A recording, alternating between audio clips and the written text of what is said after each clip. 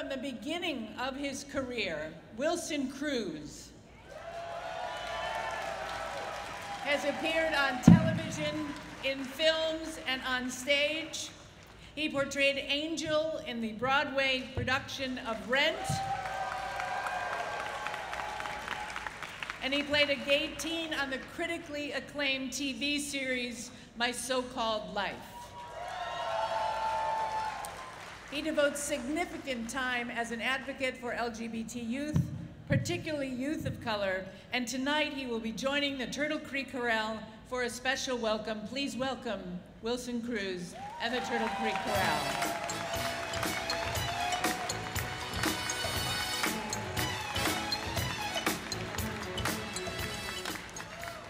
This is for later. Hi. So they asked me we're gonna sing later. We're gonna have a good time, I promise. But they did ask me to say some words. So, and when they asked me to speak, they asked to tell my story, and I was like, oh, it's out and equal, and you know, we're talking about being out in the workplace, and I've been out in the workplace for so long, I forgot how that happened. So I want to thank Out and Equal for having me here today and letting me ponder how this happened. I'm not sure if you're aware of this. Maybe the last name gave me away. Perhaps it was the delicate yet manly blend of Spanish, African, and native Taino features that clued you in. But I'm Puerto Rican. Yes.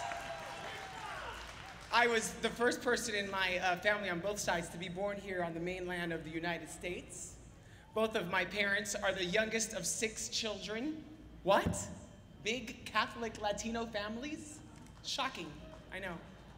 My mother was born in Bayamón, Puerto Rico, which is a large metropolitan city adjacent to the capital of San Juan. She was a city girl, and her transition to New York was, while still jarring, was not as shocking to the system as my father's entry. My father was born near the northwest point of the island, near Arecibo, where there's an airport now. It's very big. It's a beautiful part of the island with gorgeous beaches and views.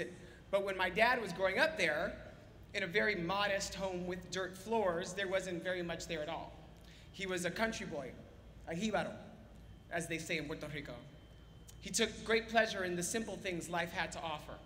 The ocean, the crow of the rooster, an animal my father still loves and identifies with. The warm nights, the sounds of the coqui that lulled him to sleep, the music about love and country that he still favors today. He takes great pride in the simplicity of the life he led in that little house, in that little town, on that little island. When my parents met in Brooklyn in the late 60s in their teens, it was that authenticity and pride to which my mother was attracted. In the racially charged times in which they were living, they armed and empowered themselves with what some may believe is an exaggerated sense of racial pride. But when faced with the racist and ignorant words and actions of people around them, it was this armor that allowed them to weather the indignities. When they married and had their first child, they were all too aware of the world they were bringing him into. I was born into a home resplendent with Puerto Rican flags and roosters and Puerto Rican music. I spoke Spanish only until I was 5. This was their gift to me, and later to my brothers. They felt that if they could infuse us with a sense of pride and love for ourselves and our culture, then we could endure and overcome whatever it was that life threw at us. When people would eventually dismiss us, underestimate us, or deny us our rights based on their own fears and bias, sound familiar? We knew better and fought back by speaking our truth and working harder. This gift came in handy, not at first, but eventually, when I realized I was gay. I was as tortured and scared and confused as most LGBT teenagers are, as has been well documented early on in my career. But I do believe that at the root of my ability to get through that time, relatively unscathed and alive, was my parents' ability to infuse me with a sense of self-respect and self-love. No matter what was said to me at school, in church, and even later at home, I would always believe in my innate goodness and my worthiness of good things, including love. This wasn't an easy time to remember that. My teens took place during the late 80s and early 90s.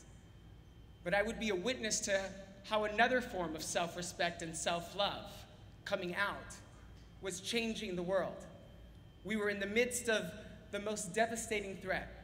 AIDS was decimating our community, and we learned that the only way we could fight this battle was with visibility and truth. ACT UP was literally screaming at the top of our lungs for a human response to a far too long ignored epidemic. But thankfully, generations before us had laid the groundwork for the uprising that was taking place. Revolutionaries like Audre Lorde, Harvey Milk, Sylvia Rivera, and our most recent angel, Frank Kameny, had literally risked their lives by organizing and starting the modern LGBT civil rights movement. The National Gay and Lesbian Task Force, the first national LGBT organization, was formed the same year I was born, 1973. I am a member of the generation that this movement gave birth to. I know you remember, as I do, the epic battles that were taking place all around us, the hateful speech, the obituaries, the palpable fear emanating from our adversaries in newspapers, nightly newscasts, and in talk shows. We were forced to come out and fight for our lives. And it was in those battles that we found our voices. We began to demand the rights that had long been denied our community. We would accept invisibility no more. And we began to see the fruits of our labor. And this was the atmosphere we were in when, as a 19-year-old boy, in 1993, I was cast in a pilot called My So-Called Life. And for as long as I can remember, the only thing I ever wanted to be was an actor. For most people, deciding what career path to take takes years of introspection. Not me, I had an agent by the time I was 16. Okay. I was going to be on a stage, Broadway or sound, hopefully both. That's where I knew I would end up. And except for a brief moment in which I mulled over law or politics because of great teachers and my interest in civics, there was no doubt in my mind. I took every opportunity to perform. By the time I graduated high school, in 1991, I played 3 instruments, I was in 2 choirs, I was a member of the theater department, I was taking dance, I was a big old queen. When I went to college, I majored in English and theater. I was a member of a performance group called the Young Americans. It's the only thing I wanted to do. I loved it. I was and I still am happiest when I'm performing. I feel a divine connection to what I do, as I'm sure you do. But back then, people, from teachers to agents to other actors, insisted that the only way I could ever be successful as an actor was to stay in the closet and act straight. And that's what they tell actors today. And for a short time, a very short time, I believed them. I mean, they were my advisors. They should know what would be best for my career. And I wanted nothing more than to be a successful working actor. I wanted to join the ranks of my Puerto Rican artistic heroes, Rita Moreno and Raul Julia. I wanted to make movies, star in television shows, and perform on a Broadway stage. I knew I could do that. But I was being told that if I wanted to realize those dreams, I would have to lie about my sexual orientation. Or as the bishop said, my affectional orientation. I love that. I might use that forever now. I was told no one would believe me as anything but a gay character. I was told that some casting people wouldn't even audition me and that some studios would never hire me. I believed them, and I thought that would be my path. I knew in my quietest moments that it was not the most honorable of choices. But I didn't believe I had a choice. No one was beginning their career as an openly gay actor. Why rock the boat? Maybe I could come out later when it was easier. And then when I was in college, I got an exercise in my Acting 1 class. I was given an assignment that literally changed my life. I was given a scene from a play by Martin Sherman called Bent. It was a World War II drama which told the story of the persecution of gays in concentration camps. And in the course of learning and performing this scene, I came to realize the power of art, my art specifically. I began to understand the art, that art, the theater, even an actor like me, could, if you're fortunate, change minds, change lives, just by inviting an audience into a situation, a reality that they wouldn't otherwise experience.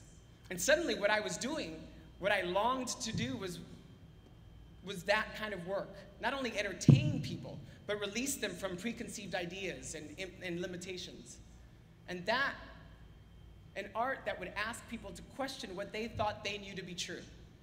I began to understand that the theater could touch people in a place that documentation or research could not. That theater could lead an audience member to a primal place of empathy and identification. I wanted to do that. I wanted to help people understand through art, whether it be a play or a song or hopefully both. What I couldn't understand was how I was supposed to do that if I was living in denial in my own life. How could I ask anyone to look at my art and see the truth in it if I, as its vessel, was unwilling to live my own truth? Furthermore, how would I ever be able to access that truth if I didn't recognize it in my own life?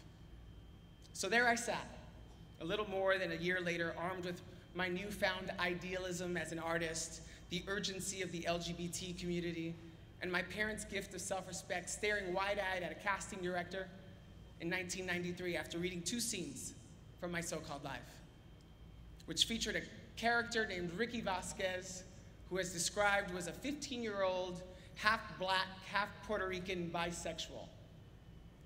I had finished my audition and I sat there, unable to move.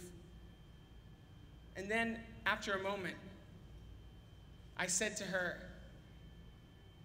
I don't know if I'm ever going to see you again.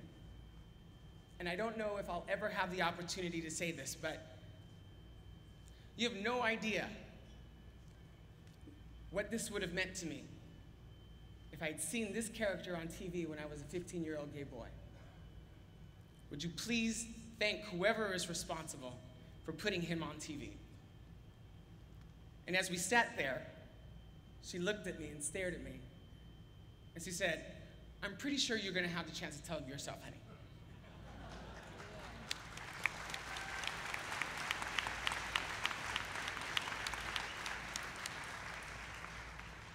That's how I began my career as an openly gay actor. And I never looked back. I never regretted a moment. On the contrary, it has afforded me this life and countless experiences and encounters with people I would have never known. It has allowed me to do what I love and to do it on my own terms, and helped me feel of service. And for that, and for your support through all these years, I will be proud and forever grateful. When I go to work, I take all of me with me. I don't leave the pieces of me that make it easier for everyone else at home. I wouldn't even know where to begin anyway. I'm an artist, and my job is to convey the human experience. Its pains, its wonders, its grace, its sorrows. I just never understood how I was supposed to do that if I wasn't living my life completely. No, I am not the wealthiest actor or the most successful actor you know. Hell, I'm not even the wealthiest or most successful gay actor you know. But I do feel like I have been rich in experiences. As an openly gay actor for almost 19 years, I can tell you this. My work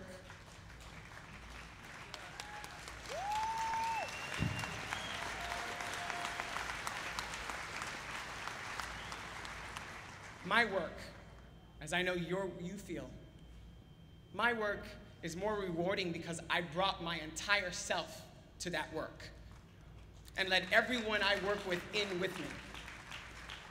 And sometimes I took work that wasn't as meaningful. An episode of Sister Sister comes to mind. I spoke French, thank you. But even I have to pay the bills. But the work that has meant the most to me is the work in which I felt I was being of service to the movement in which I learned something about myself while entertaining. From LGBT youth issues to marriage, from HIV/AIDS to substance abuse, from prostitution to politics, I think I was able to convey an authenticity to my work that I don't think I could have had I decided not to come out. We're living in revolutionary times. How we choose to live our lives individually, whether openly or closeted, will decide the trajectory of our movement collectively. I believe that coming out is the most powerful political tool we have at our disposal. When we come out at work, in our neighborhoods, in our homes, at our places of worship, we turn what for some may be an unfamiliar and foreign concept into a very tangible and very personal reality. Coming out is one person standing before another and saying, "This is who I am. This is all of who I am. I need you to see me so that you can understand my experience." What an incredibly vulnerable, yet powerful place to be. In that moment, a person feels the spectrum of what it is to be human. One feels the immense power and relief of self-acceptance and the very real possibility of rejection. And it's this duality that makes the act of coming out transformational and, I believe, revolutionary. You see, in that moment, in that instant, that person is forced to look inside and decide whether or not they can truly deny this person before them, their coworker, their son or daughter, their neighbor, the same rights and privileges they themselves enjoy. The right to love whomever we choose, to live with them, to marry them if we choose, to raise children together, and hold and care for one another through all of life's joys and pains. And it starts in that one moment. In that one moment, we begin to change the world, one person at a time. And that's why we come out at work.